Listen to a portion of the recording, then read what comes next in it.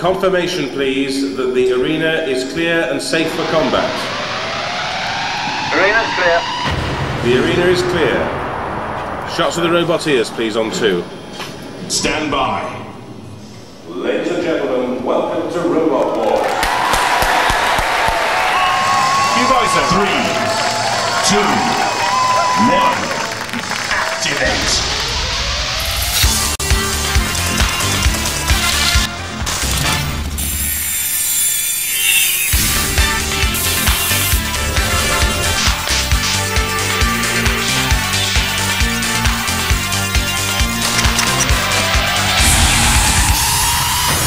Hello and welcome to the annihilation, the carnage, the total wanton destruction that is Robot Wars. Here for the first time in one package, we bring you the classic battles of the first TV series. The story of how Roadblock became Robot Wars champion. Exclusive behind-the-scenes action, real drama from the pits, and never-before-seen footage of the first Robot Wars conflict. Now, the sport of Robot Wars originated in America, but the first battles on British soil were witnessed here at this secret warehouse location.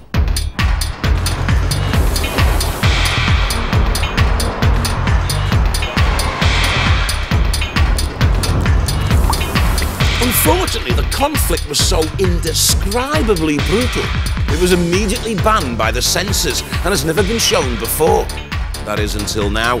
So sit back, evict the faint-hearted, and enjoy some highlights of the very first Robot Wars, when a handful of robots took on the wrath of the American champions in open competition.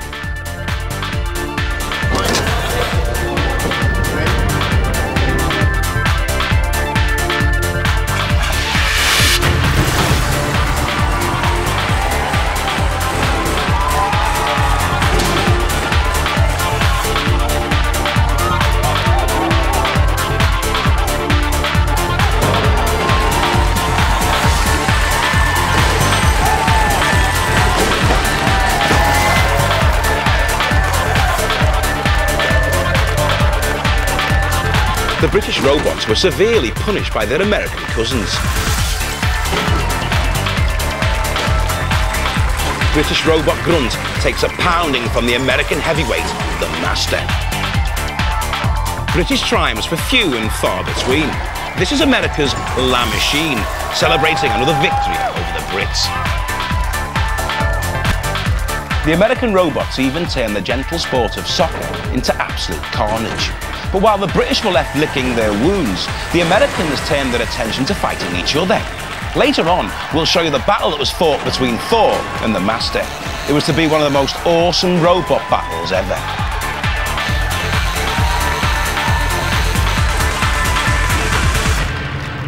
So there you have it. Of course, Robot Wars has since become a major phenomenon on British television. Over 5 million people witness robots locked in battle every week. The nation has been rocked by scenes of unparalleled violence. And the house robots have become household names. 36 teams face each other in the first series. 6 fought their way through to the final. This is their story. If you need a pillow to cower behind, get one now.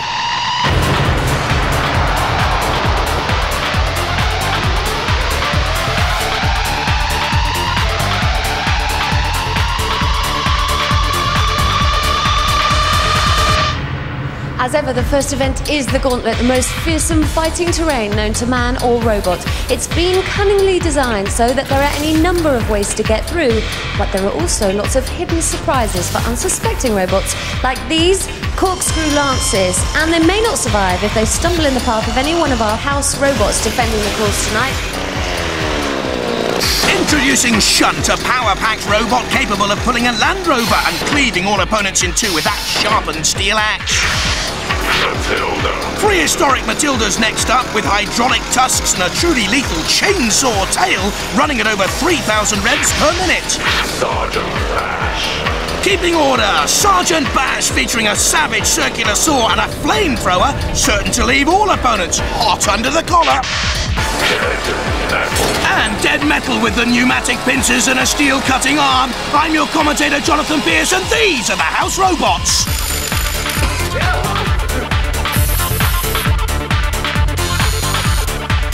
The job of building the house robots went to the BBC's famous visual effects department. We only had 6.5 weeks to build everything and design everything. We were up against building 4 fighting vehicle robots that were capable of taking part in these challenges and actually fighting against other robots and smashing bits off of them, and at the same time looking good as well. It was necessary to produce the sketches as quick as possible to get them approved, but quite in what direction it was going to head needed a little bit of thought about it. I think perhaps started with something like Matilda. It would be very much a sort of an organic type of looking robot. I sort of sculpt out of fiberglass, or sculpt out of clay, and made out of fiberglass. In fact, when we actually came to build Matilda, it took 4 attempts in the sculpt of the clay to get it right.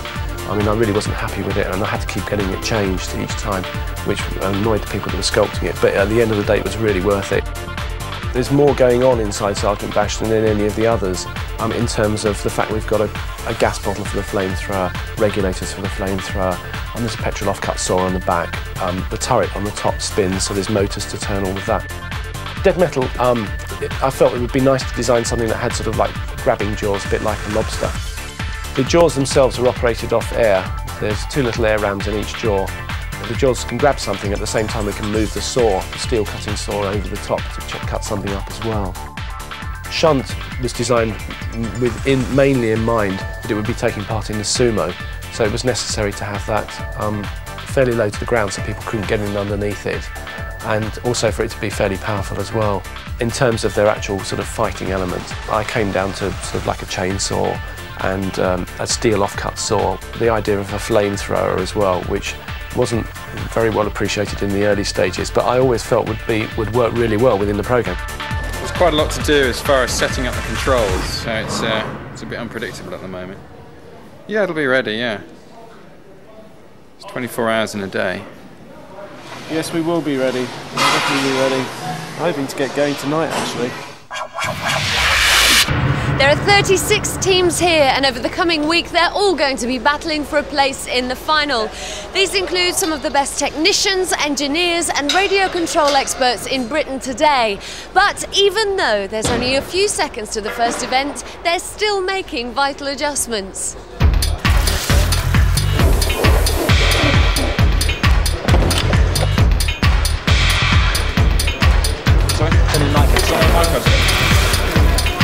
From Bodmin Community College, Roadblock. Weighing in at 82.5 kilograms and over 1.45 meters long, all the signs suggest that this is a robot to be reckoned with, carrying a deadly circular saw.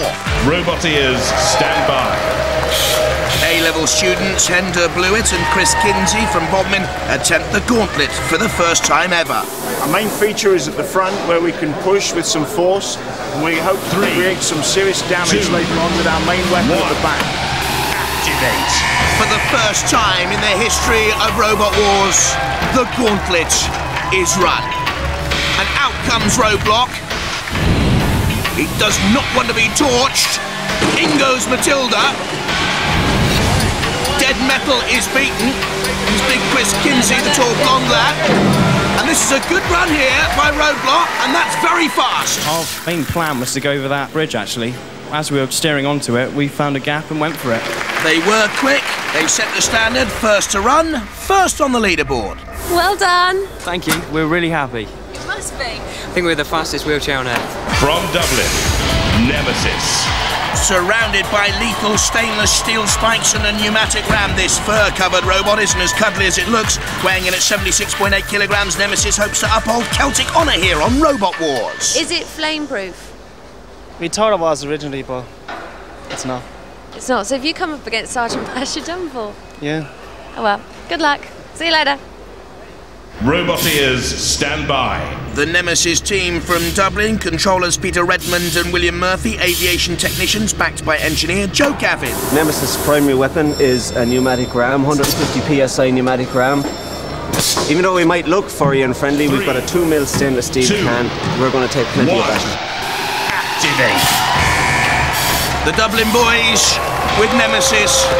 Haven't they got good taste? Red and black polka dots and that ghastly grin, and red fur surely vulnerable to flame, I would have thought. But this is a good run. Already dead metal's out of it. Look at that horrible grin. And Matilda waits, and that's a good dummy for Matilda. And that's a very good run, and they're through.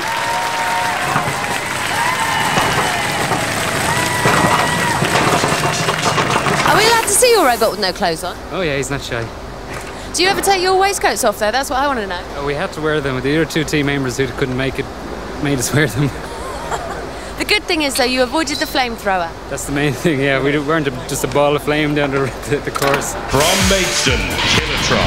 Don't let the lurid fluorescent paintwork fool you. Weighing in at 72.2 kilos, powered by two 24-volt wheelchair motors and featuring a mighty pickaxe, Kilotron bound to tickle his opponents more than pink.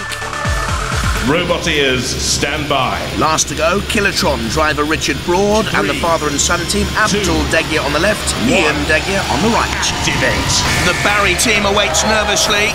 They're vulnerable. Kilotron just has 2.93 meters to beat to eliminate Barry. It's done that with that awful fluorescent pink and the dreadful pickaxe. Drivers Abdul and Richard with that sort of weaponry and colouring. I'd go and see a psychiatrist if I was you. This is Kilotron, and this is why.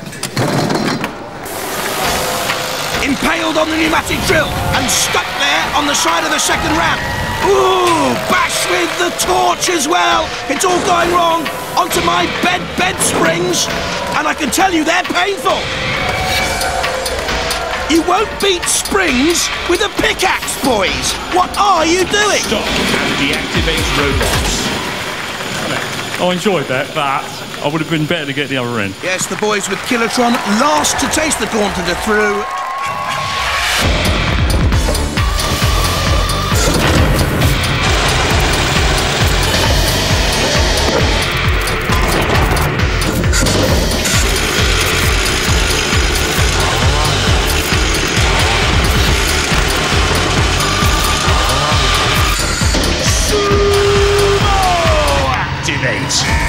And it's Kilotron in the pink, just in case you'd forgotten. This is sumo. The rules are quite simple. You have to stay in the 16-foot diameter sumo ring as long as possible, while trying to push your opponent out. 10 centimeters, because Shunt can get in underneath. Trouble is, your opponent is the formidable house robot, Shunt. Wheelchair motors, and Shunt slowly, inexorably pushes again. Sumo! Kilotron stays its ground. This is tremendous stuff. Only 7 seconds, boys. Go on, do it. 4 seconds, you can do it. 2 seconds, they're going to go through. It's a marvellous run. I think that 200-yard sign wedge on the front could be crucial here to scoop up and under Shunt. Good driving at the moment from Hender Blewett and Chris Kinsey, who built Roadblock as an A-level project down in Bodmin. They're using the 24-volt electric engines well here. That's a little bit like a bullfighting matador contest out there. They're already through safely with a good time. Oh, look at this! Shunt's gone! And death by glory! They've gone too! And they're through, but the fact they went out of the circle right at the end, they're second to Kilotron.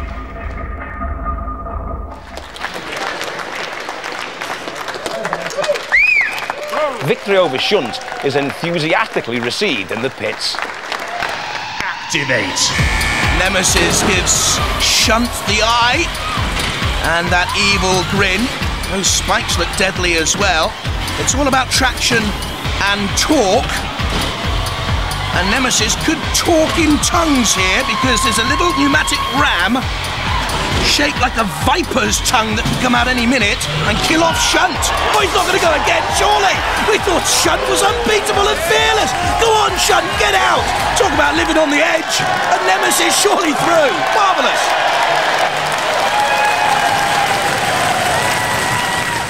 Your opponents for the semi-final, the Roadblock team. Hi. Trouble is, we just can't seem to make up our mind what blade to use. What's effective against Thor? What's effective against Thor? Well, I really don't know, but we're hoping to do some serious damage today. Tragic news breaking from the pits. Very, very tragic news, actually. Is it true that your speed controller is burnt out? Yeah, I don't know how it happened. It just went up in a puff of smoke. Well, what does this mean? Do you have a spare? No, unfortunately we don't. It's the only one we have. So you'll have to pull out of the semi-finals? No, we might be able to get it going in one direction only and see what happens then. We'd have no reverse. So we'll see what we can do there. This is not good. No, it's a disaster. Many people love Nemesis. I know, I love him too. Sort it out. Can't somebody donate one? Oh, we're trying to get one. Got a speed controller spare? The boys from... With only makeshift repairs, Nemesis takes on Roadblock in the semi-final. And Roadblock will use that saw, activated by Hender Blewett. And Roadblock could choke on a fireball. Nemesis being ripped to shreds at this moment in time. They need to get away from that saw. Oh, that could be a mistake by Roadblock. It's gone in with Matilda and the spikes, and it's impaled on the spikes. Matilda's saw and that vicious tail. This could be a tale of two saws. Roadblock away. Now attacks Nemesis again. Gets underneath. The Nemesis boys all want to go into space, and they're in the air. They're in the air, and they're on fire.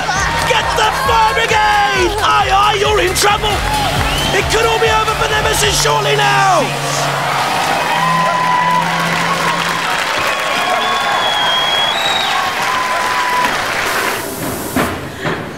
Whoa! This is complete carnage. Oh, well, we always knew that was going to happen.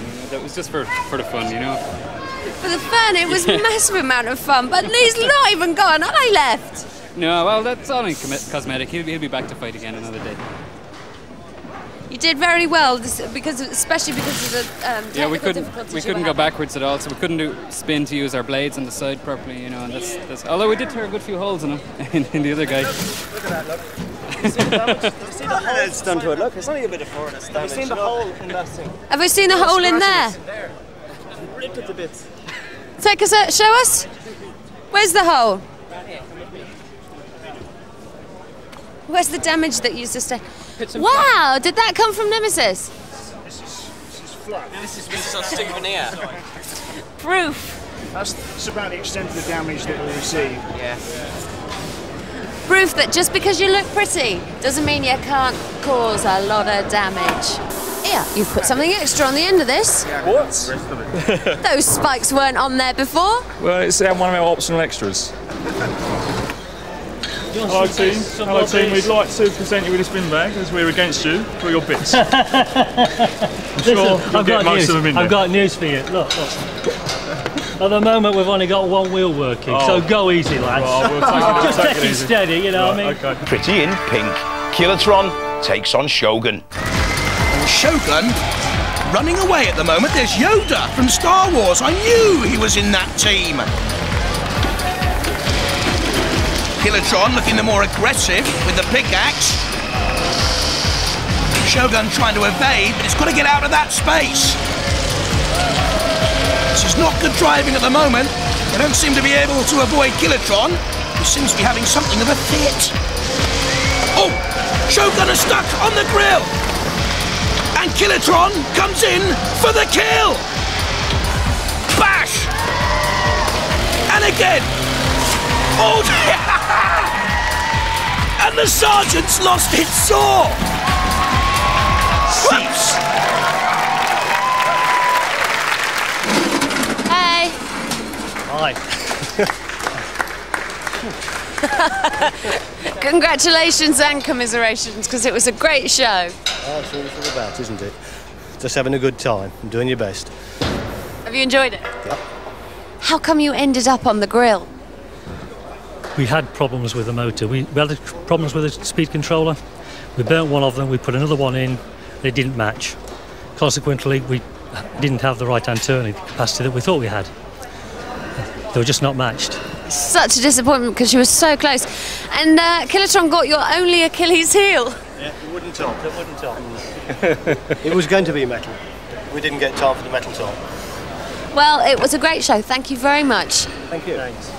Outrageous damage has been done to the bottom end of Kilotron. It's come off, isn't it? So whether a piece has penetrated in some way, knocked a wire off.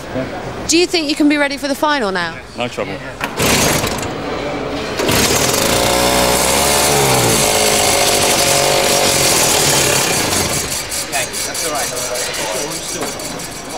so I can adjust the mixture. I think it's probably a bit too rich. Twist the cable or you've released it.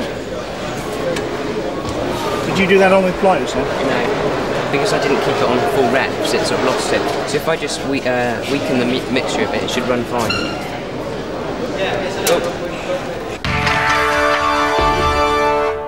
Just a few seconds until you go on. How's it going? Well, everything seems to be working fine and we're looking forward to getting out there. Tactics? Straight in, straight out. Kilotron, how's it going? Very well, very well. We just hope the batteries hold out and our tactics work out right. What are your tactics? Well, it depends what way they come at us, really. Activate. Kilotron against the battle-scarred roadblock. The pickaxe against the circular saw, and the pickaxe gets in first. The old polka dots of Nemesis on roadblock, a distant memory. But that scoop's so important again, getting in underneath Kilotron. And the Trojan team befuddled at the news. And in comes the sergeant with the torch. The roadblock boys controlling this final at the moment. And Kilotron's on the run. It's piggyback time.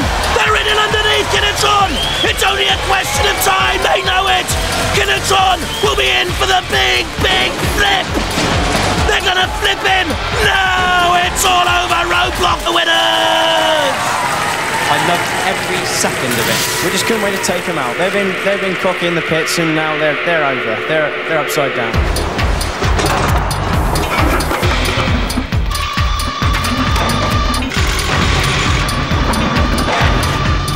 So, Roadblock books its place in the grand finals. And now, on to the next heat. From Mickfield near Stowmarket, Recycle. Completely recycled, cost less than £100 to build. Weighs in at 79.5 kilos, certain to give all opponents a licking with his pneumatically driven steel tongue, a reach of over 90 centimetres. From Cambridge University, Mortis. Carrying a deadly Japanese piercing blade and one of tonight's heaviest robots, weighs in at 78.4 kilos, designed around two 12-volt wheelchair motors, giving an optimum speed of 9 miles an hour. From Dartford Girls Grammar School, Detonator. This school-designed robot runs off a lawnmower engine and a 12-volt electric motor salvaged from a Vauxhall Cavalier. Weighs in at 52.5 kilos and runs at a steady 4 miles an hour. Roboteers, stand by. Pupils Vicky Allgood and Claire Greenaway, teacher David Crosby, they call themselves the Femme Fatale. This is our robot detonator. This is our light sensor, which is mainly for decoration, but it's also to confuse the opposition. And this is our rammer, which is our main weapon. Inside, we've got a petrol-driven lawnmower engine to drive us forwards, and at the back, we're going to have another engine to power us backwards. Poor old David looks about 74, 75, 76. He's a Star Trek fan. Beam him up, Scotty. Oh, no. Oh! That might actually have just thrust Detonator free. Given a shunt now, but back onto the railings. I'll tell you what, David, nuclear-driven, petrol-driven, electric-driven, doesn't matter. You're not going to get very far.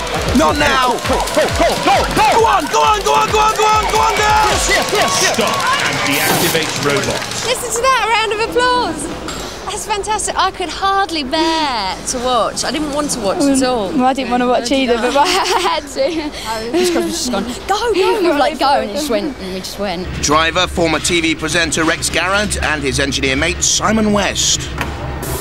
It's called Recyclops because it's made entirely out of recycled materials from scrapyards. It has a quite lethal weapon, which comes out and then flips up. A nice little turn of pace, beyond the skittles, in comes Bash, and that's finger-licking hot stuff in there, all beyond Bash and Shunt, and there's a lovely little bit of driving and crashes beyond the tilt and through.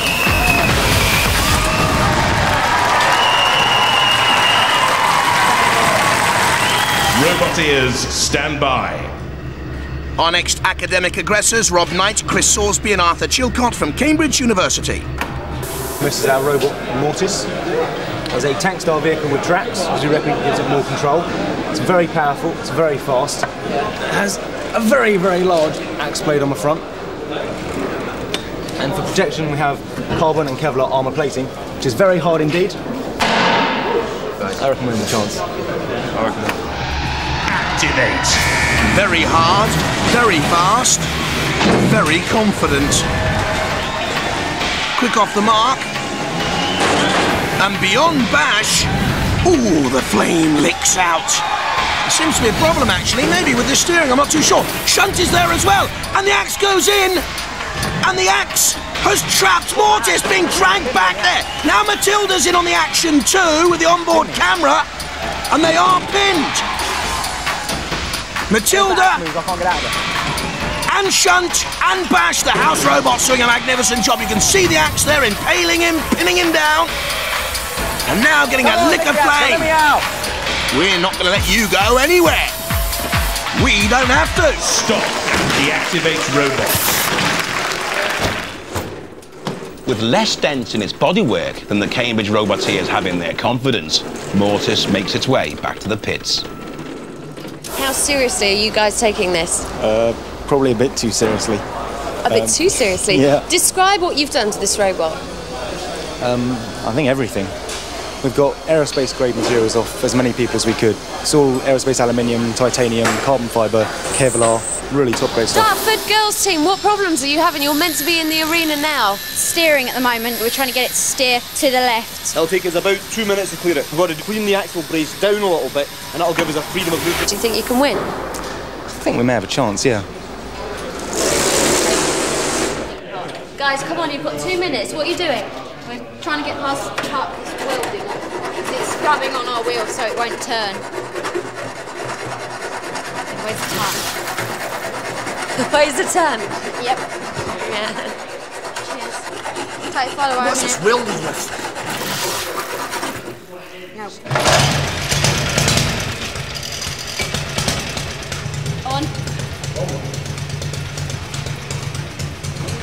Line up the front bits. This bit has gone first. No, this. Oh. Roboteers, stand by. Activate. Let's see if the detonator repairs have worked. Well, it's slowly away. In fact, it's not even away. The girl's only 15, and detonator can't even move. Recyclops is pegged. Oh, what a run through by Mortis! And the boys from Jesus College, Cambridge are there already. That was stunning.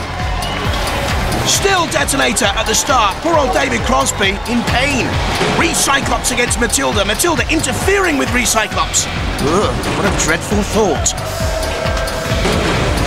And still detonator right back at the start. David Crosby has had enough. He's gone. Now Scrapper making its move. Strangely backwards. And it's through backwards. Oh, well, strange, but through nonetheless. Now Leebot takes on Shunt, and Recyclops by the pyramid is in problems here. Leebot being pushed all over the place, but making steady progress anyway for its team, watching back in the pits, and slowly and slowly and surely the Woodlouse is through. But look at Matilda there, stopping the progress of all Recyclops. Until then it's flipped. Well, he got underneath Matilda and flipped her over. She will not be pleased. And back at the start, detonator with so many problems. One broken chain, that's all. Nothing else is damaged. But it still killed one while it was upside down. It's not bad, is it? And there you go, detonator out, but they've given us some great fun. And before we even started, we didn't notice that the girls were shouting down, but we couldn't hear because of the noise of the engine. So when we came in to watch the monitor, we say, why isn't it moving? And I think, batteries. So that's the end of it for the girls from the Dartford Grammar School for Girls. We're going to win next year, though. We're coming back next year to win.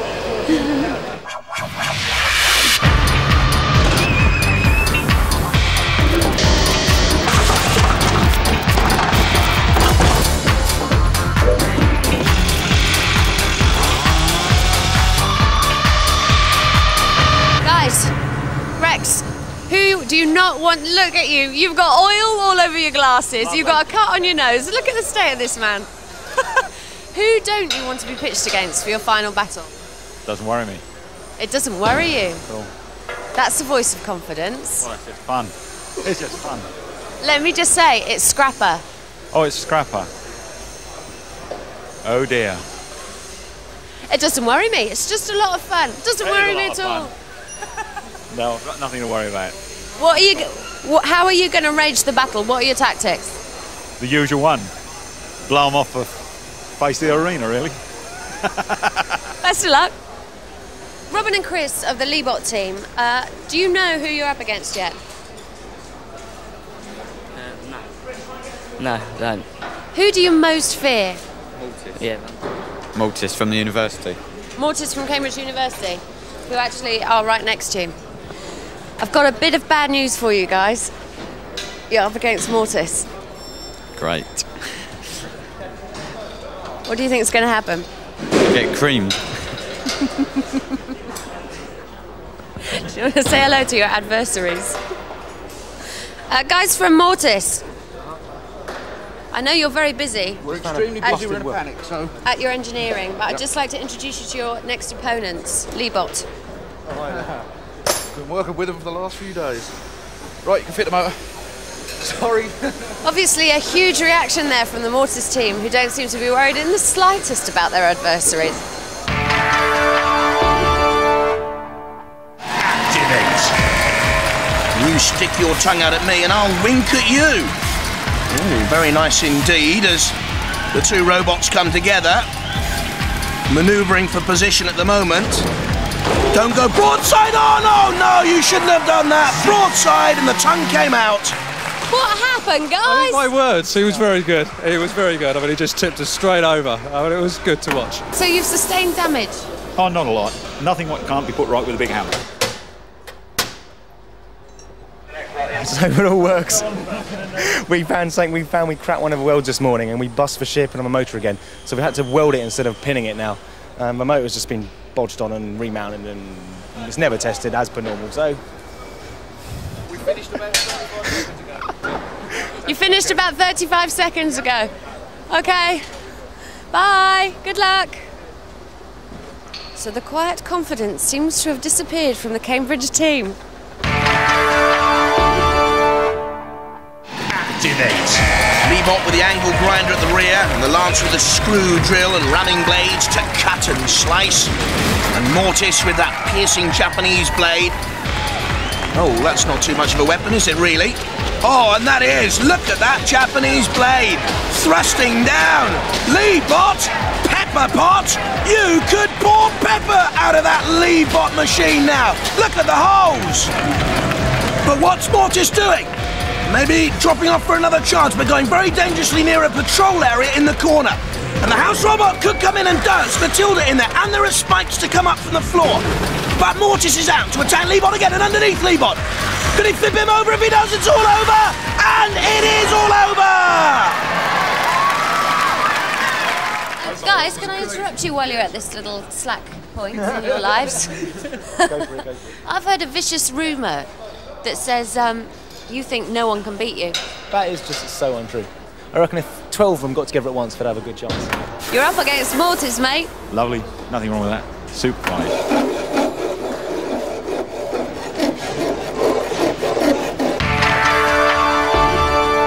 You may be thinking you already know which one's going to win, but here on Robot Wars, the lesson we've learned is that nothing is certain.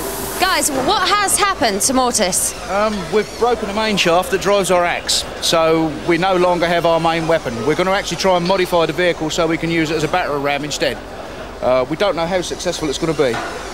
It's just a case of suck it and see, basically. I think I can outpush Mortis. I've got to get the tongue in the right place. I had to make mine rather theatrical so it looked nice, and it's not really in the right place. You see, Mortis got broadside on. The tongue can go underneath Mortis and flip him. Mortis dodges away, and the judges will be impressed by that style. Damage, aggression, control, and style will come into count if the robots fail to immobilize each other. They don't want to go into that patrol area. Matilda awaits. She can't come out of that patrol area very far. She'll have to go back in any second now, but she's chasing down on Recyclops. There you see her going back into the patrol area, and Mortis is impaled on a spike. And that's poor driving, that is poor steering, and that'll count against the boys from Cambridge. Chris Salisbury driving, and it's taking damage there from Matilda. Points against Mortis. In comes Recyclops with a good attack. I think the axe blade is bent there as well. More damage then, and more points against them. But Mortis free now to see if it can retaliate. Gets in underneath Recyclops. Good defensive work by Recyclops, holding on there. Rex Garrett managing to spin away. Good work by him. Again, Recyclops aggressively goes at Mortis. Out comes the tongue. Good aggression once again. Mortis retaliates underneath and is now driving into another patrol area.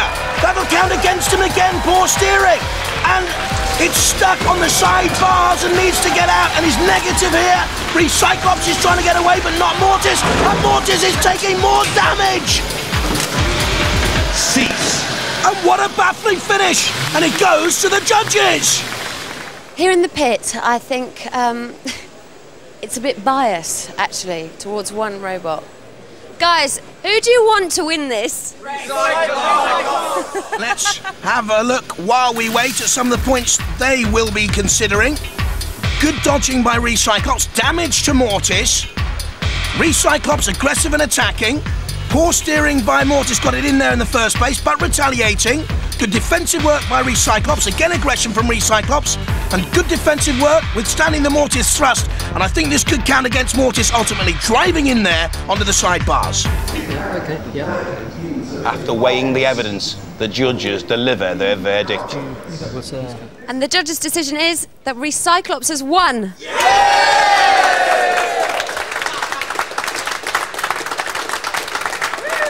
Guys, well done, you gave him a good licking. Well, not a really fair licking, really. I'd have preferred to tip them over, but that's the way it goes.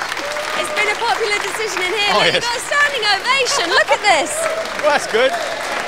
Congratulations. When we first considered the kind of design of the sets for Robot Wars, we decided against too dark a grungy look. We also kept well away from sci-fi as a kind of theme, and we didn't go too far down that kind of sci-fi route and make it too futuristic, because again, that would really have been doing Robot Wars a disservice. Robot Wars is a sport for today, not the sport of tomorrow. The first thing was to create a look. I designed most of it in metal, lots of scrap metal. I went to a scrap yard, and they provided a lot of the props and a lot of the scenery. The scrapyard in particular is used a lot in the film and television industry. They provide a lot of things for Star Wars and Judge Dredd, that type of movie. So I knew I was on for a winner. I was looking for things that were striking, and that's why we used the neon signs and a lot of neon, because it works very well on camera. And beyond that, trying to create some sculptures in scrap metal. The rest of it was designed around a metal look, very industrial and sturdy.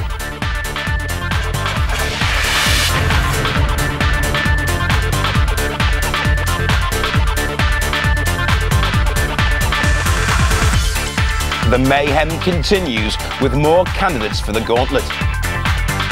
From Borden in Hampshire, Blunderbird 1. Powered by a custom-built 12-volt engine, Blunderbird 1 worships Jerry Anderson, travels at 7 miles an hour and carries a lethal array of interchangeable weapons pods, a deadly design. We are the International Wreck Crew. This is the Blunderbird 1. We've built the system around separate weapons pods. The first one has a battering ram with a laser-guided sight. The second pod has a circular saw which will flip out like this when it's operational and do some nice chopping up. We intend to kick some butt with this and be afraid, there's a plunderstorm coming. Roboteers, stand by. The Blunderbird 1 team, Mike Onslow, John Dilley and Brian Kilburn, whose ambition it is to meet the rock band Aerosmith. Activate. And certainly the best-dressed gentleman on Robot Wars get us off and underway with Blunderbird 1. The weaponry could be deadly, but not against Shunt. On the grill, stuck against the pyramid. And they'll need some work to get out of there. Hello, Blunderbird team. Oh, sorry, they're not very talkative. Mike, will you talk to me about your weaponry? I want to know what a fixed-beam laser-guided spike is. Well, it's a bit of serious business and we're going to do some serious damage with it. Because we're serious people. And we're going to kick some butt. Oh, well, good luck with that, then. At the moment, Blunderbird. 1, 2, in, out, in, out. And Blunderbird is being hacked and is on the rack. And deactivate robots from Nuneaton, Dreadnought. The fiberglass protected Dreadnought runs off a 12-volt starter motor salvaged from a Morris Marina at 5 miles an hour. Not the fastest robot in the field, but certainly the heaviest, weighing in at 92.6 kilos. Activate. And the Dreadnought squaddest asset here, driven by the brothers-in-law Ken and David, could be its weight. It looks like a big slug. Our team is Blade Runner, this is our machine Dreadnought. It's a heavyweight robot, and our feature of attack is these forks at the front here, which are operated like this. There's the strength of that Morris starter motor engine. Takes on dead metal. Now it needs a kick of pace. Stuck there, and the house robots close in. Good run! They're through all the way! Oh, but hang on a minute, what's this? Dreadnought's blown some sort of a fuse, it's on fire! And this could be major, major trouble. They'll have to repair this quickly, otherwise they could be forced to retire, and that would give someone else a chance. Well, we don't know. After we got through and stopped, we just saw the smoke coming out of it. Couldn't get the main switch to turn off, so we had to take the top off, and all the wire was smoking. Still a bit of excitement. We might need this. Do you think it's likely that you can repair this for the next round? Otherwise, you're out and Blunderbird's in. We're trying. We're going to do it. We're starting to work on it now. Yes, well, we really don't want to win by someone else's misfortune, and it doesn't make us happy to be through because someone else blew up, does it, guys? No. From Ipswich, Robot the Bruce. Don't let the transparent bodywork fool you. There's more to this robot than meets the eye. With a top speed of 4 miles an hour and weighing in at 84.6 kilos, Robot the Bruce is one of tonight's heaviest contenders. Here in the pits, each robot has to be weighed, and this is Robot the Bruce. So, how's it going, Barney? That's just within the limit for the heavyweight category. That's handy. I didn't know 2 Sinclair C5 motors could weigh so much. Yeah, well, originally the Sinclair 5 motors weren't very successful in the car, but this one's designed for not going along the road, and the original one was. Okay, all right, we won't say anything then. So what's your tactic, because you've got no weapons? Lots of power, lots of traction. We're just going to smash them out of the way. You can try. Good luck with that. Are you all ready? You're up soon. See you. And the final team to take on the gauntlet, Robot the Bruce, with George Francis and Mick Cutter. They both fly model aeroplanes. Activate. Robot the Bruce in its sexy see-through gear. Very heavy, 84.6 kilos. Driven by a team, they call themselves the Village Idiots. They're no idiots, they're very clever electric engineers. Look at the power. No weapons there, just brute force. Robot the Bruce. As you can see, the robot is built with no special armaments. We're purely relying on a lot of weight. We're in the heavyweight category, and just brute power and a lot of traction, and push people out of the way. Great strength. George Francis, the driver, is building a single-engine aeroplane driven by a car engine. It's a bit of a worry, but this isn't worrying. That's strong. Good run. They're through. Blunderbird could go through if Dreadnought is ruled out. You still don't know yet. You must be keeping your fingers crossed secretly. Secretly, we do a lot of things, but we couldn't tell you that. They've run the gauntlet, but now time is running out. They've got to be back in that arena very soon for the trials. So will they be ready? Dreadnought, guys, how have you got on? Well, we've got it working again. We've had to take out the motor that we use for Thor lifts and put it in as a drive motor because the other one's shorted out. It's completely gone. So we've now not got any defence attack mechanism. So we've tried to adjust it so it's now more defensive. We can actually try and scoop the ball up and use it to move the football. Okay, so it might do you some favours. Well, hopefully. You're in. That's the main right, thing. we've made it. We didn't think we would, but we've done it. Move over, Vinnie Jones. These are the real hard men of soccer. The rules are score a goal and you go through. Don't forget the ball. Don't forget the ball. That's a little bit more like it. Oh, good save by Dead Metal. Get it away. Magnificent stuff. There's big Dreadnought in there. And Robot the Bruce, with that sheer power, through to the edge of the goal area. Can he get the last chance to keep us beaten? Go on, go on! It's there!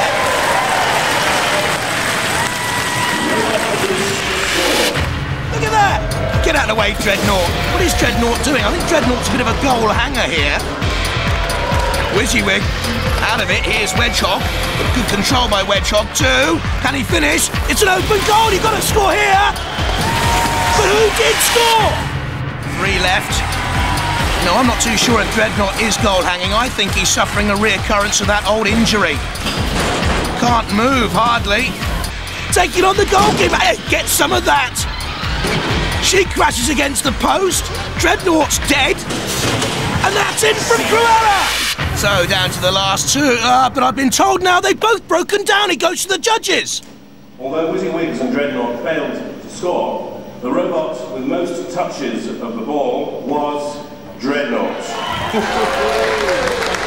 You are getting through by the skin of your teeth, aren't you? Hanging by a thread, yes. After we went up in the smoke, we really didn't think we were getting into that round.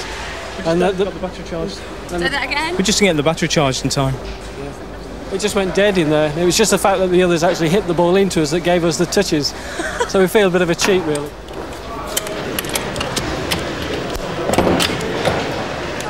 Dreadnought is dismantled yet again. Will they be ready in time for the semi-final? Guys, the clock is ticking here. This is your only chance to stay in. How are you doing? I think we might have a test, a successful test in 5 minutes, maybe. Okay, we'll keep our eye out and I won't disturb you anymore. Okay, thanks. Dreadnought lives to fight again, if it can be put back together again in time. Fingers crossed that the motor will keep its cool.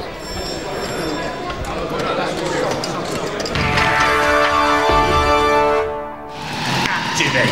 Dreadnought, the big slug against Wedgehog, the piece of cheese, and the Dreadnought boys look worried. They know they have to get this over and done with very early because the motor may not last. They're still in there. There's smoke! There's smoke from Dreadnought! It's gone again, the engine! And surely this is Wedgehog's semi-final now! He's smoking! That's it, it's over. I can't smell burning, but there was a lot of smoke. There was some smoke, yeah, and we just don't know what's happened to it. We'll take the shot now. In the first round, we tried to do our best to repair it, but obviously it just wasn't man enough for the job. We learned a lot for next time. We'll be back. Help him smoke this time. No, they haven't damaged the body too badly. Got something to work with. It's a bit of a bashing though, wasn't it? Yeah, they took it out on it. They tried the hardest. Are you disappointed? Did you think you'd get this far? No, I didn't think we'd get this far, especially after the burnt out and then getting into the football. I thought we'd finish at the football, but we've gone that far and we've tried. Good, you've done really well. Yeah. Well, investigate the damage then. And next time, bring a fire extinguisher. We'll one in it. Thank you. See you. Wedgehog, what is your strategy going to be? Try and make him run up the front. We've got no chance any other way. He weighs 4 times our weight. We haven't got the power that he's got. If he drives up the front of us, we might have the chance of him rolling off sideways and being beached. But you've got the weapon. We've got a weapon. I'm fairly certain it won't get through the armour, but we'll have a go. Best of luck.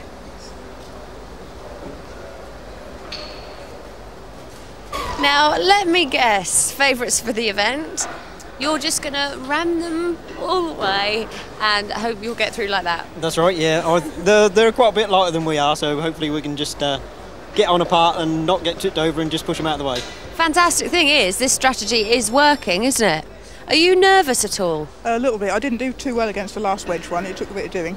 So I'm not sure. We'll see. Thing is, you are likely to get flipped over, aren't you? That's right, yes. I'll see if I can push the side of him. Okay, best of luck. Go for it. Cheers. Activate. Robot the Bruce with George Francis and Mick Cutter against Wedgehog with Chris Glaser and Hugo Elias. Sheer brute force against the toothpick. It could all be over very, very quickly. He's on the grill. I don't think he's going to get out of there. Are you sure, taking on a grill with that thing? And the house robots are closing in for the kill as well. The sergeant with the circular saw. Shunt is in there too. There's the saw blade. I don't think they're going to get out. Matilda's in, looking for a few scraps, as usual. Shunt takes on Robot the Bruce, but I think it's too little too late. Robot the Bruce is the winner!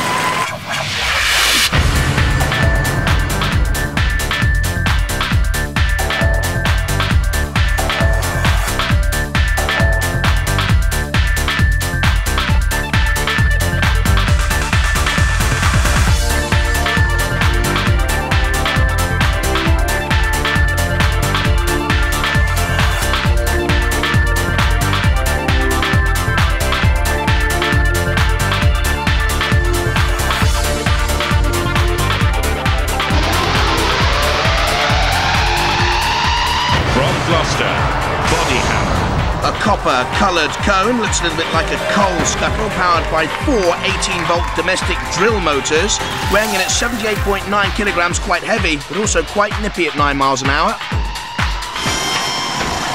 Can it get past the drills? It's being very, very careful with this. Nowhere near its top speed of 9 miles an hour. Through the 2 grids. Up come the spikes. Avoiding them with a quick turn. Can he get off that grid? I don't think he's stuck. That's good driving. And body hammer through. It was a bit dodgy at one point. It was close, wasn't it? Very close. Bad driving. Bad driving. Can I just say, you don't look full of the joys of spring. You look absolutely shattered. Oh, it was the modifications sort of to the vehicle. It's hard. Rumour has it that you were here at 11:30 last night in the pits working on this. Just about. From Worcester, reality. This looks like an alien UFO, complete with coloured flashing lights and a siren. It's powered by 6 90-watt motors and has hardened steel spikes. This is our robot. It's called Reality. It stands for Reverse Engineered Alien Technology. Got a bit of a major problem here. What's your major problem? You did very well, didn't you? The wheel has snapped off, and we've got to look at the gearbox, and we might have to send for a replacement shaft from the makers of the motor. But it means a trip to Reading. It means a trip to Reading between now and the next event. Yep. Okay, well, you haven't got long, have you? No, a few hours. I'll just remind you of the obvious. I'm so kind. Oh, good luck, guys, because you're doing really well. We can run on 4. It is possible to run on 4, but it's going to be a bit of a problem. And we're going to lose a lot of power. It's ours next time. It's power that we need, and I think they overheard us saying we were going to go for Matilda. That's what we did, but unfortunately they got there first. Who did this to you? Matilda. She was in the passageway waiting for me. Yeah, so she was in the passageway waiting for me, but I went head up straight at her. But she had the advantage of being there already. But next time, in open combat, I'd have her any day. I keep advising people not to combat directly with our house robots. We've got to. Does anyone ever listen to me? No, no one ever listens to a thing I say. Good luck. How are you feeling? Quietly confident. Quietly confident. Okay, that's good news. Okay, reality team, are you prepared? We are, yeah. Yep. We're against the 37-kilo deficit. Yeah, we've got a bit of a weight difference, but we should be all right. Okay. We hope the judges take it into account, that's all. Yeah, right. Hope the opposition take it into account. Activate. So, which will become our 5th robot through to the grand final by winning here now? Matilda in on Body Hammer. Body Hammer spinning away from Matilda, who looks even more ugly tonight, and thrusting Reality against that spike. Turning nimbly away from Matilda, who does have Reality. She looks grumpy. I think she's suffering from PMT, pre-mechanical tension, of course. Tries to get back off the Body Hammer, and Body Hammer's on the grill. Come on, the Reality boys, get in there, that's what they're saying. Matilda's already there, Body Hammer on the grill. All the torch, though, for the Reality team. In it comes with the bronze. No, you don't take on shunt, you take on Body Hammer. Body Hammer's off that grill, given a little bit of a shunt of assistance. There's Reality, too dangerously near the side ropes. Up on the side, it's all over for the Reality boys. And Body Hammer will be the winners.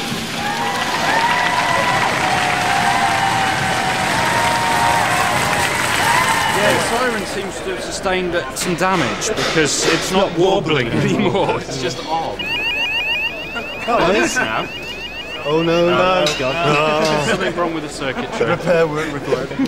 We don't want there to be a winner and a loser because we had such a good time, you know. We've sort of become quite good friends, really. It's actually been the nicest thing about the whole competition. It's been the way everybody's helped everybody else out. The atmosphere in here has just been brilliant. It's just a pity there had to be losers. Contrary to popular opinion, you don't all hate each other. No, not at all. When we're in there, we're the members of our team. Here, it's very friendly.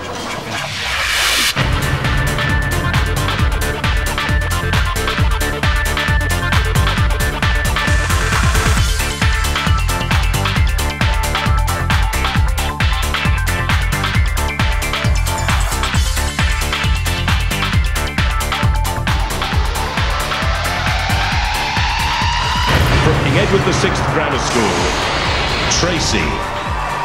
Might have a girl's name, but nothing ladylike about our Tracy, made of welded steel with deadly spikes and a very low centre of gravity, only 20 centimetres high. Robot ears, stand by. The Tracy team from King Edward VI Grammar School in Chelmsford. The driver is Andrew Rockcliffe. Activate. Tracy stands for Terrestrial Robotic Artificial Computerized Intelligent Engine. Now you know.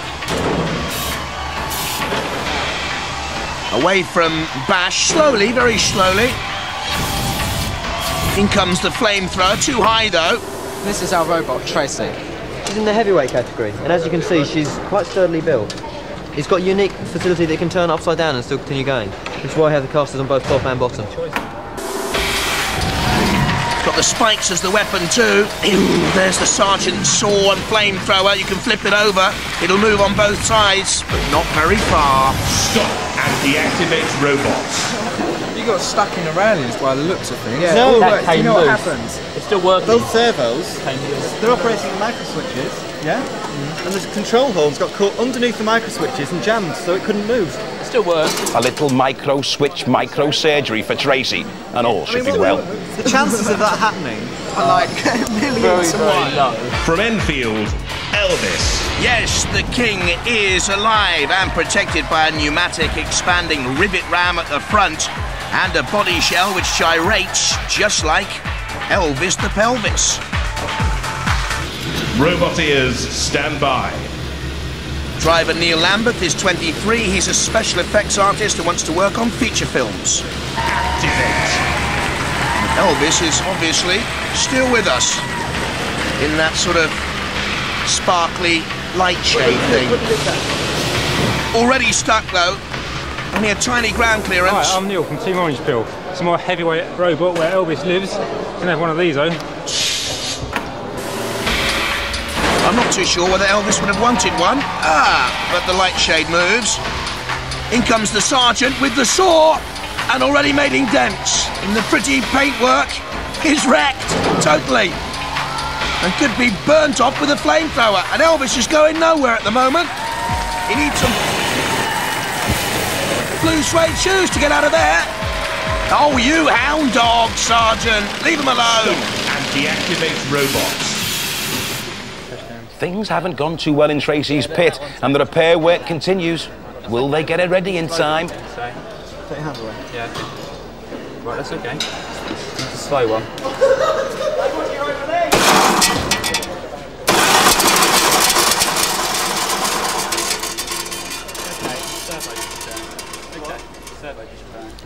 Dramatic news just breaking here in the pit. It turns out that Tracy is having terrible technical problems with speed control. It may well be that Elvis is not dead yet. What was the results of that test, guys? Well, we don't know, really. We know that the motors work, but we need to try it with the controller now. So yes, Elvis might live. If you are back in the running, which you're obviously furiously preparing for, how do you think? Right. How do you think you'll do in the next event? Well, we're going to win, aren't we? We nearly won the last one. It was close, we nearly got there. But I'm sure this time it'll be a bit of a whitewash, won't it? We'll walk for it. And is this the first injury I can see here on your finger? Oh, no, I've done this on the first day actually. Ankle grinding my finger. You've ankle grinded your finger. Such as the technical expertise. This is good for the remote control, you see. All the controls are for this finger. Which is now got so you'll be operating with an injury? No. Hey, good luck, guys. Hey, what's happened to Tracy? Because you don't look like you're in a go mode and it's not long till you're on. We've tried all day and it's just not ready, but we're going to give it a go. When you say not ready, what does that mean? We need more power. And we just can't find any more power, so it's going to be very slow. So we just have to hope that they're gentle with us. The house robots are never gentle. You should know that by now. No. Can we not bribe them? They're not susceptible to bribery either. Oh, listen, good luck. I hope it works. We'll need it. You've done so much work on it. Yeah, it's the lads that I feel sorry for because they're going to be so disappointed. But we'll give it a go. Okay. Good luck. Thanks. The king is dead. Obviously, I've damaged my paintwork there. This, it was so beautiful as well, wasn't it? Best part of it, though, wasn't it? Spent hours doing that. 2, 1, activate. Don't forget, Tracy could be flipped up and over and still survive. I'm not too sure whether the Team Scimitar Prince of Darkness boys can do just that. Oh, look at that! Already a puncture! In comes the spike, like a dagger to the heart of the Prince of Darkness boys. Prince of Darkness and Tracy dancing together. Sounds like some awful disco scene. In comes another dagger, another puncture! And surely that will immobilise Prince of Darkness. It's held now, pinned in by those sharp prongs. There's the punctured tyre. Very, very close towards the grid at the top of your picture. They wouldn't get out from there. I don't think they're going to escape anyway. Almost up and almost over. The Tracy boys pinning back the Prince of Darkness team. In comes the Sergeant and Dead Metal and Matilda. They sense the kill. It's almost all over, in like vultures. Oh dear, unfair play surely. 3 wheels on my wagon and I got nowhere to go. You've had an awful lot of problems with Tracy all the way through. How is it looking now? Well, we're feeling confident. We've got everything sorted out, so we're looking for a good bout. Okay. Good luck. Activate. And the 2 heavyweights come together. Oh, and there are those dangerous prongs immediately coming into play from Tracy. We've seen what damage they can cause, and puncturing the side of Scarab. In come the house robots. Matilda, bottom of your picture. Dead Metal to the right-hand side. And I wonder what damage that's caused. The puncturing, of Scarab. I'll tell you what, he's ripped the flesh off Scarab. Has Tracy, you can see it trailing off one of the deadly prongs. In comes Tracy once again, spinning, turning, good driving. Oh, he's out of control there again. Surely not mental enough to take on the Sergeant. I don't know, though. Look at the damage caused. And certainly, Shunt seems to think twice before coming in. But Matilda takes on the Scarab with that sawtooth tail. And off comes the radio control mast. And that could leave it immobile. I think the mace is out. And meanwhile, Tracy isn't out of control. It's mad enough or vicious enough to take on Matilda's tusks. And that'll be earning points. The judges deciding on damage, aggression, control and style. And surely it'll go to points now. Surely it'll go to the judges. And Tracy now attacks the Sergeant. First of all, well done, but you're obviously very aware that you have to stay in the arena now for the final melee. Yes. We're just a bit worried. We don't quite know what damage has been sustained, but she's a tough old girl. She'll be okay. You did very well. You got some aggressive moves in there on Sergeant Bash as well. Yeah, I mean, the house robots have been giving people grief all day, so we thought we had to get one back for the lads. You did that. Good luck. Thank you very much.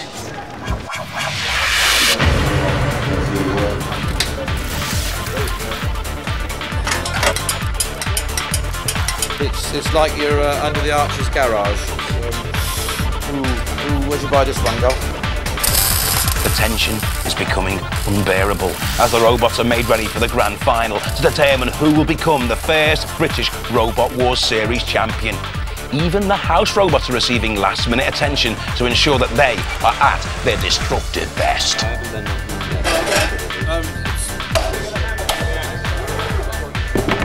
Put the chain back on. Switch them off. How long do you think this was Sergeant? About 5 minutes after everything's going back on now. Put it back together now, so Top of your side back on your cover back. Oh, Chris, it's off here. And into the final from Heat 1, Roadblock diverting all opponents to take the glory road. From Heat 2, Recyclops with the extending tongue licking all opponents. From Heat 3, the brute force of Robot the Bruce. And our featherweight pretender Cunning Plan speeding to victory in Heat 4. Next, the copper-coloured Coal Scuttle working out the maze in Heat 5. And they're all joined by tonight's winner, the not-so-ladylike Tracy. 6 of them are going into the arena now for the very last time, and the excitement here in the pits is intense. We cannot wait to watch it. There'll be crowds around the monitor. We're going to enjoy this just as much as you are. Indeed we are, Philippa. The final of Robot Wars. Roboteers, stand by. There they are, the drivers of Roadblock with its scooped front, and Body Hammer, the Cold Fusion team, and Rex Garrod on the right, driver of Recyclops with the extending tongue. There's Cunning Plan from the University of Reading. 3, 2, and Robot the Bruce and 1. Tracy from tonight. Activate. And this for the title, the first ever UK Robot Wars champion. Aggressive style already, especially from Tracy spiking Recyclops, and that allows Roadblock to come in underneath. There's the extended tongue, but Recyclops can't flip Tracy over at this moment in time. Tracy comes back. There's Body Hammer in the spotlight briefly, and running away, Cunning Plan.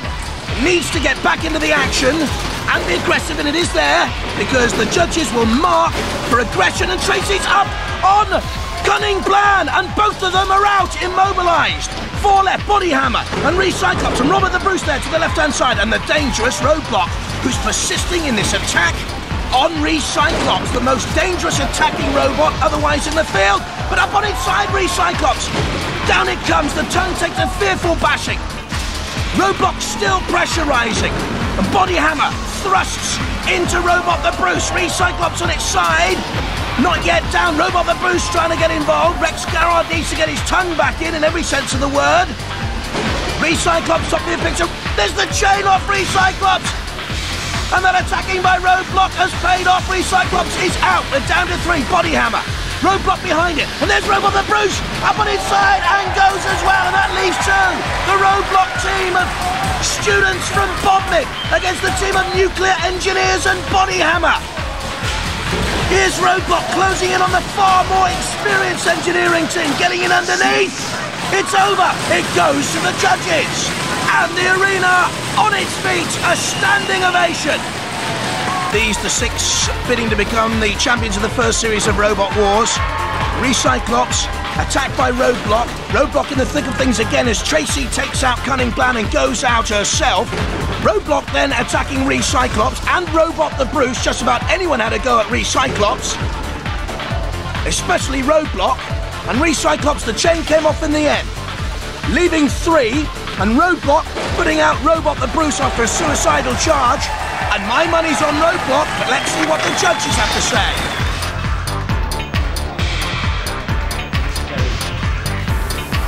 The judges take their time coming to their momentous decision. Who is to be the champion? The whole arena and the teams in the pits await the verdict with bated breath. It's the Roadblock team of Hender Blewett, Peter Kinsey and Chris Kinsey from Bodmin Community College. Well done, lads.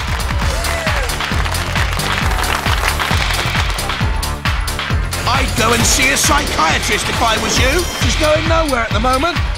He needs some lead pot, pepper pot, death by glory, and doom. They include some of the best technicians, engineers and radio-controlled experts in Britain today. Sorry, I said radio-controlled experts. Ooh, the flame licks out. Tremendous driving. Ooh, Kinneton will be in for the big, big flip. Get out. To more Recyclops. Until then, it's flipped. Slowly, inexorably pushes again. Sumo! You can do it. Ooh. Oh, no, you shouldn't have done that. It's only a question of time. They know it. Look at the damage caused. Nemesis being ripped to shreds. That was the semis, and that's whittled us down to 2 robots. Now, all activities here in the pits are geared towards getting those In comes the spike, like a dagger to the heart. They're in the air, and they're on fire. And doom, and it is all over. It's okay, you can come out now. You can tell your friends you survived the classic battles, the unseen action, the wanton destruction of Robot Wars. And it's not over yet, because we've got that epic confrontation between Thor and the Master, and it's still to come. Firstly though, Robot Wars is now on the net. Point your browsers at www.robotwars.co.uk for the latest news and developments. Or you can join the Robot Wars Club. Membership includes a video of American Robot Wars, membership card, badge and an exclusive magazine. Send a £10 cheque or postal order made payable to the Robot Wars Club to Robot Wars, London W1A 3AR. Building and controlling robots can be very dangerous, so if you'd like to compete, please join the club and you'll be sent our safety guidelines and technical advice. If you go on to build a qualifying robot for a future series, your money will be refunded. There is also a whole range of Robot Wars merchandise available exclusively to club members, including t-shirts, caps, posters of the house robots, and much, much more. The address once again is Robot Wars, London W1A 3AR. Or we can be found on the net at www.robotwars.co.uk. And now it's time to strap yourselves in and cry mercy as we leave you with the ultimate robotic confrontation.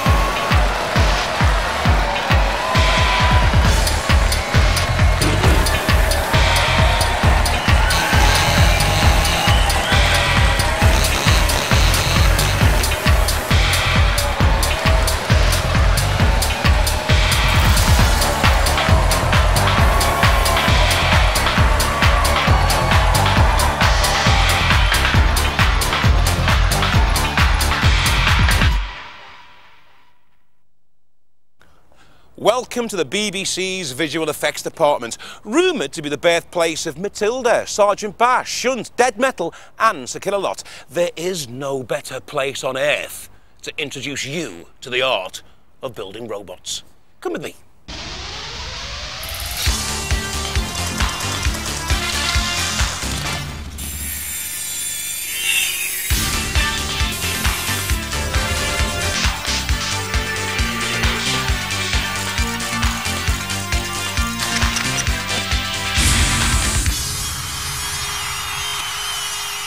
This is not a definitive guide to building a robot, but what we can do is take you through the various stages of construction.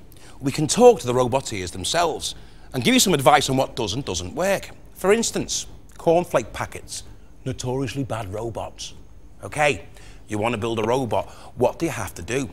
Well, if, like me, you don't know one of a server from another, then don't even think about starting. But if you've already got a half-decent grasp of electronics, engineering and radio control modelling, then you're already on the way to being a roboteer. Anyway, before we go into detail, let's start at the beginning. Well, we all know what robots look like in science fiction films. We've all seen My Mate Crichton, for instance. But in the terms of Robot Wars, what do we actually mean by a robot? Well, a robot can be anything. I mean, basically, this is a radio-controlled fighting vehicle specifically built for Robot Wars. It can be autonomous. It depends what skills you have, what facilities you have to build it. How long would something like that take to build in? Well, you can build something like this within a week, but a week to 3 months is about average. And how much would it cost? Well, again, if you're very good at scavenging, you go around scrapyards, you can pick up things like this for next to nothing. You could probably build one for £100, £150. Well, yeah, one of them. There's lots of different weights, isn't there? What are the categories? Well, the ones we mostly use on television are the heavyweights because they look the biggest, they're the best, they crash heavier together. But we actually recognise 4 of them. There's the featherweights, lightweights, middleweights, and the heavyweights. Now, you can actually do quite a lot with the featherweights. In fact, here's one we made earlier. Oh, one we made earlier. This is Demolisher. Now, Demolisher is the reigning current UK featherweight champion. All it is really is one of these radio-controlled cars. With a sort of metal skin? Yep. How much would it cost to build that then? 50 quid. 50 quid? Not bad. Money well spent. Well, Robot Wars is all about creativity, ingenuity and teamwork. It's not about chopping your fingers off. So put your chainsaw down and listen up. Very dangerous work, building robots. I've had many close escapes, but good safety goggles, good hearing protection, and we're still here. Number one thing is to remember all the time safety. On top here, there's a link. I put a steel pin in there to stop that thing firing, because if anybody stood in front of this ram and it went off and hit them, it could be fatal. There's no question about that. It isn't a toy. This is really dangerous, and it's a job sometimes to get people to realise this. When I demonstrate robots in the schools and colleges, I don't even run it. I show the video because I won't put it anywhere near children because it's just far too dangerous. Failsafe. You must have failsafe on your robot. It's very simple and it's not very expensive. It's £15 for a failsafe unit here, and it runs from a micro switch off our CAN mechanism there. And what it does essentially, really, I mean, the micro switch shuts the whole system down. It's linked up to the speed controllers. It cuts the supply voltage to them and stops the machine clearing off under its own steam, really. As soon as it loses the signal from the transmitter, as soon as that's lost, the machine shuts down completely dead, and then go off and squeeze somebody.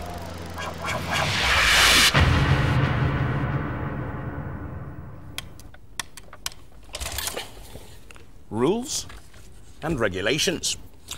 Rules and regulations govern every aspect of Robot Wars. Many of them are concerned with health and safety issues.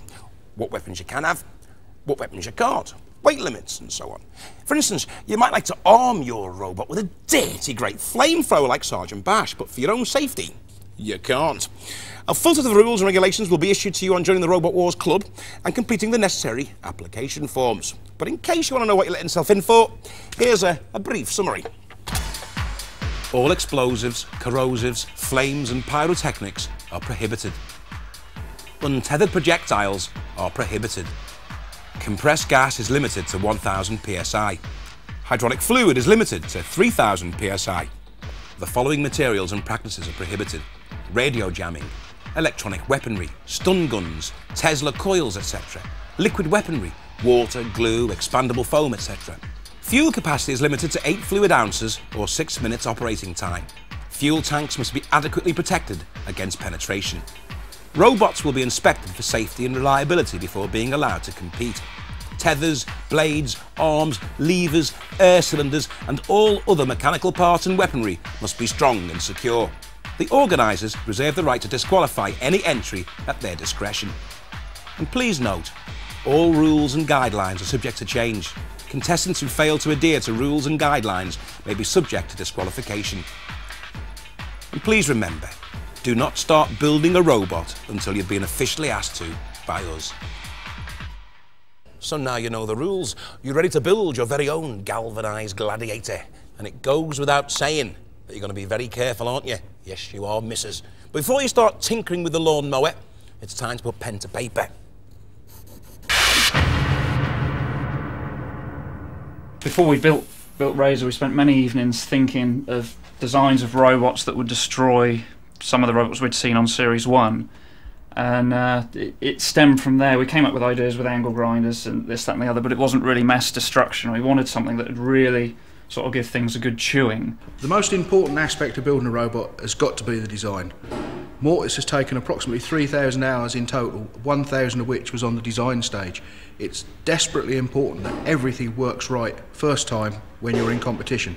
The first thing we did was build a really rough prototype, and that was made out of a plywood sheet with the motors and wheels fixed on.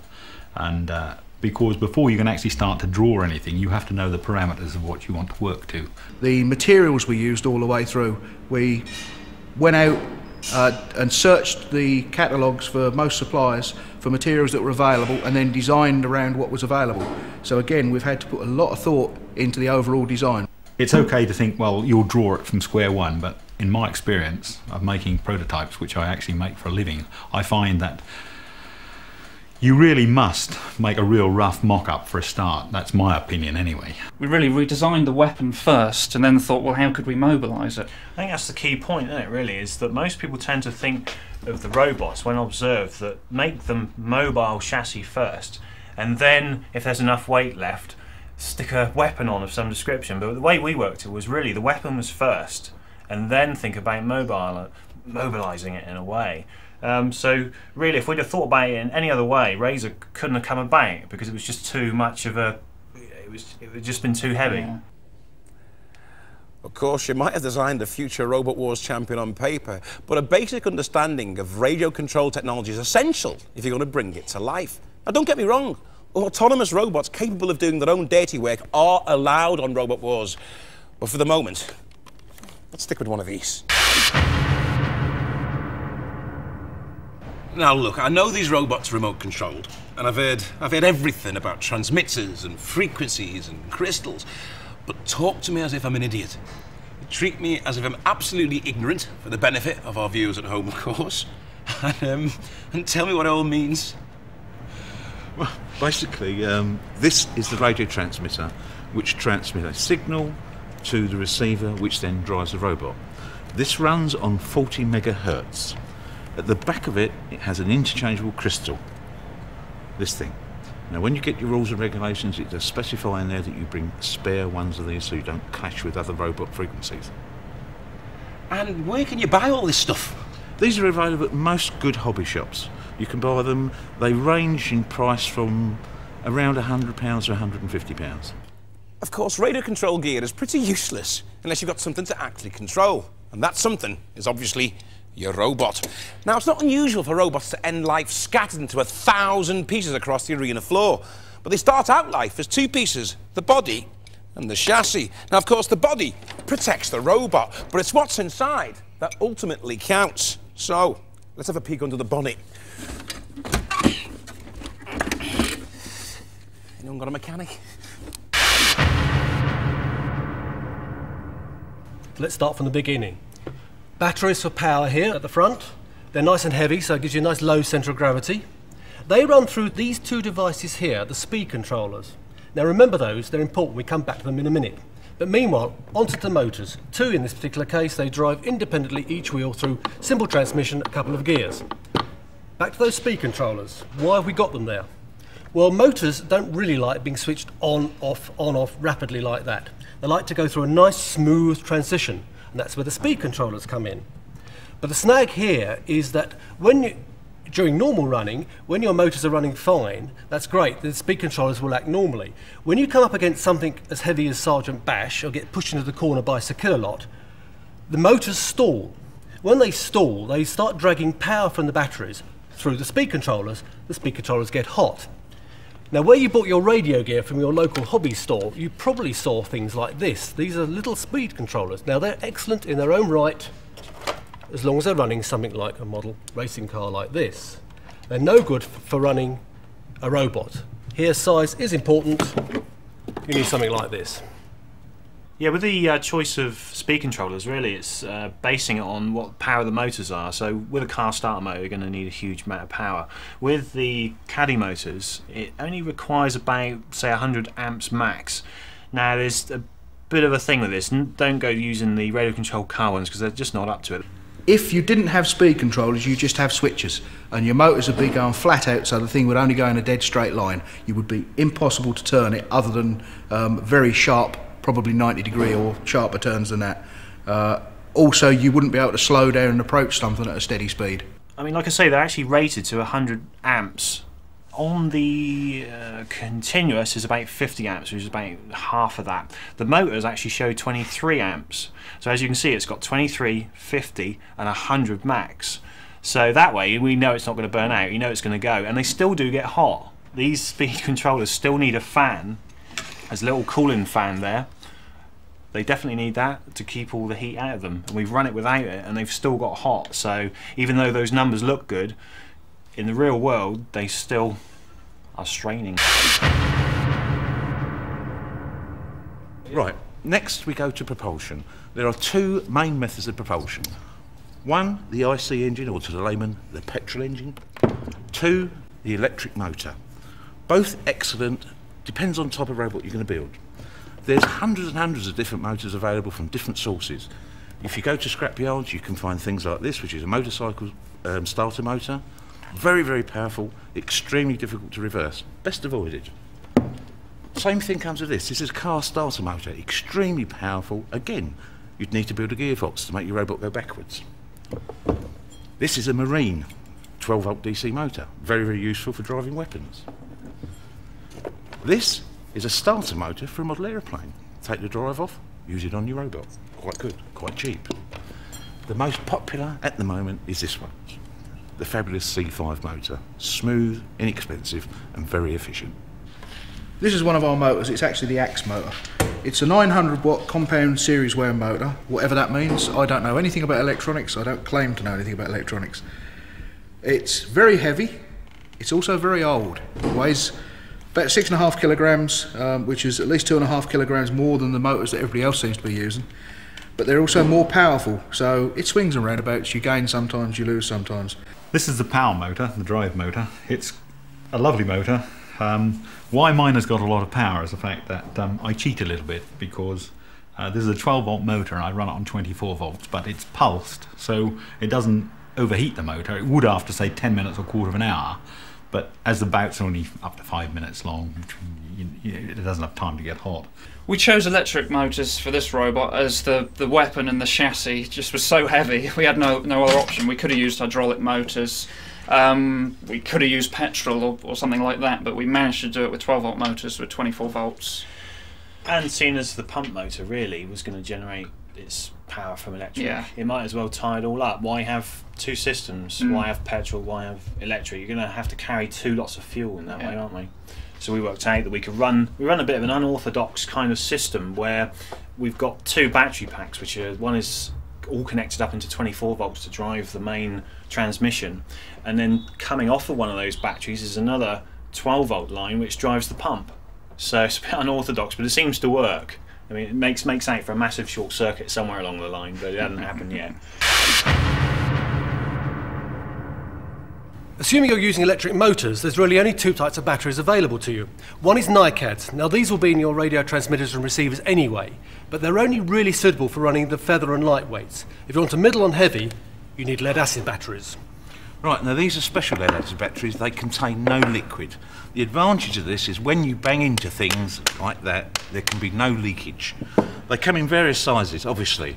From this size, much smaller, much bigger. We use 6 small 5 amp hour batteries on our robot.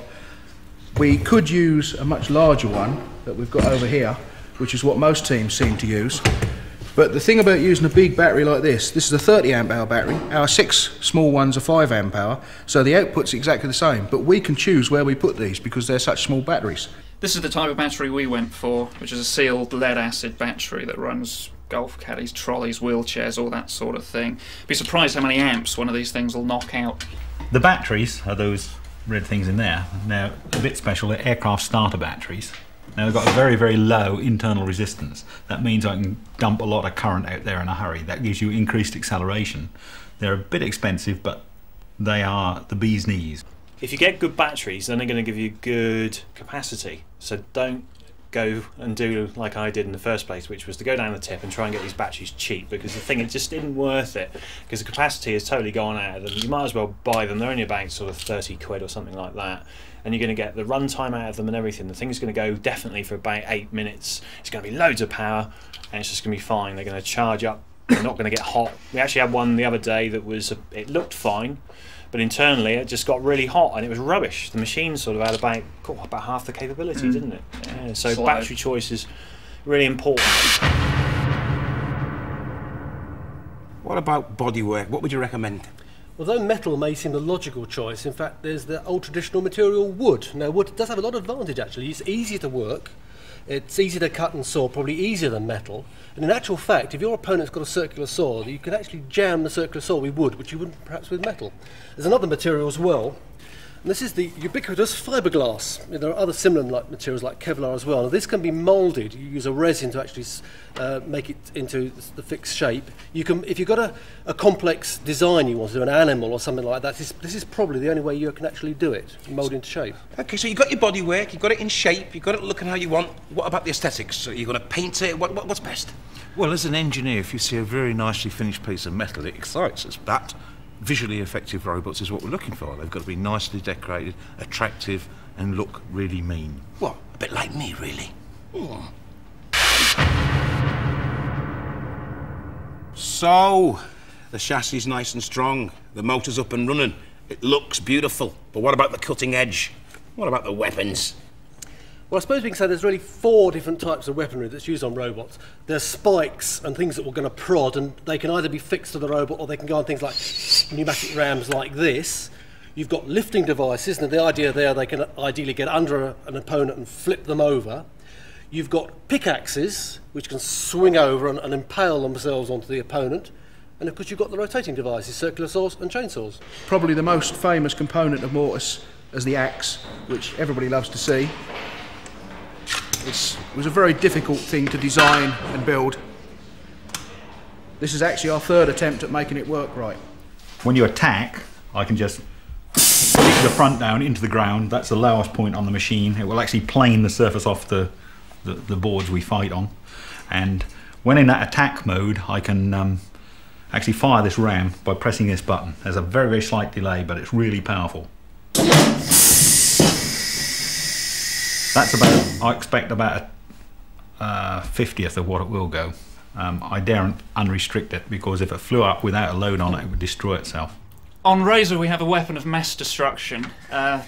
It was designed to look good and function.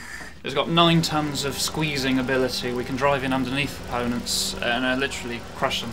It's fantastic. It runs on 3000 psi of hydraulic oil and 9 tons out of the ram on a 3-to-1 ratio. This is an ordinary SodaStream bottle. It powered a very successful robot, the Bucket on Behemoth. Simple device. This cast starter motor drove a flywheel. Attached to the flywheel, a pickaxe. Very successful kilotron. There are other devices you can use, particularly hydraulics, but complicated, need to be very skilled, best avoided by the amateur. There are other things you can use, really the choice is yours. Well, your weapons are attached, your robot's looking mighty mean, but it's no good having a decent robot unless you've got a decent robot driver. Derek, what makes a good robot driver? Well, believe it or not, the simplest thing, practice. I mean, people build beautiful robots, but without practice, they don't drive them properly. I've got a lot of experience on driving radio-controlled cars, racing them around, but these big robots, they respond in a very different way. And if you can, just get out and practice, practice, practice, because these things will turn on the spot, they'll spin, go backwards in no time, and it feels very, very different. So just practice, big time. The number 1 tip, as far as I'm concerned, as a workplace where you build a robot, has got to be really comfortable. It wants to be well lit, well heated, radio so you can play some good music, because that's got to compete with a nice warm lounge and a nice fire and a television set. And not only has it got to compete, it's got to win. One of the major pitfalls on Robot Wars is the weight. You really have to watch the weight as you design your robot. Otherwise you're going to rob certain areas of their capabilities. Yeah, weigh your components first, otherwise you'll have a box on wheels with a spike screwed on the front. There's one part of robot building that's more important than anything else, and it can be summed up in one word: planning. Nothing else matters. Plan everything before you commit yourself to spending money, making parts, because you'll find very, very quickly that you can get into a muddle and spend a lot of money that will just go straight down the drain because you won't be using half the parts. If you want your robot to do well at Robot Wars, design the weapon first. Have the weapon take precedence over everything else. The weapon is the main thing. That's going to be doing all the business. Then put the drives on it. And if it's really good, you're going to win the Best Design Award. Yes. Well, that's almost all we've got time for. Hopefully this step-by-step guide to building your own metal monster has set you well and truly on the road to becoming a roboteer. But before we go, and in traditional school teacher style, here's a brief summary. No talking at the back. Firstly, join the Robot Wars Club to receive necessary application forms, technical advice, health and safety guidelines, and rules and regulations. Secondly, before you start juggling with chainsaws and welding scrap metal together, give a lot of thought to the type of robot you want to build, talk it through with your teammates, and then design your robot on paper. Next, start collecting the necessary components: radio control gear, batteries, speed controllers, motors, armour and weapons. Use your initiative, scour scrapyards, salvage materials and generally scavenge. If you want to build a heavyweight robot, don't rely on off-the-shelf components normally used in radio control modelling. Then start building your robot safely and carefully. If you're uncertain about some aspect of designing, constructing and operating a robot, don't even start. And if you're under the age of 18, you must involve a responsible adult. Finally, once your robot is up and running, practice, practice, practice. Driving skills are very often forgotten, but are essential for victory in Robot Wars. So there you have it, an introduction to the noble sport of Robot Wars. If this A to Z of do's and don'ts to building your own mechanised warrior has inspired you, then hey, why not give it a go? If you're interested in becoming part of one of the world's fastest growing sports, then you must first join the Robot Wars Club. Membership includes a club magazine, badge, video and an application form for entry into the world of competitive robot combat. Complete and return this form and you will also be sent technical advice, rules and regulations. Send a £10 cheque or postal order made payable to the Robot Wars Club to Robot Wars, London W1A 3AR, or you can join the club via our website. Point your browsers towards www.robotwars.co.uk. Remember, building and operating robots can be extremely dangerous and we don't want any accidents, so be extremely careful, and if you're under the age of 18, get the help of a responsible adult. So there you have it. Thanks for watching, and remember, join the club, join the cause, build a robot for Robot Wars. Bye-bye.